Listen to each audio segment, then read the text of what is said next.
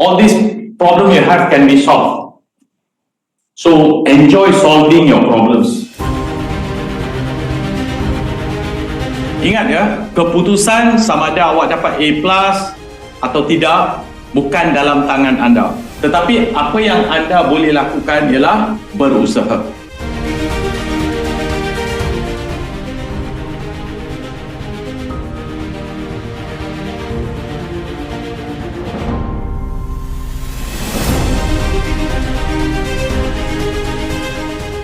I definitely recommend you to try Siva's Masterclass, because for me, it's not about being the smartest, but it's about having someone like Mr. Siva to guide you to reach your fullest potential.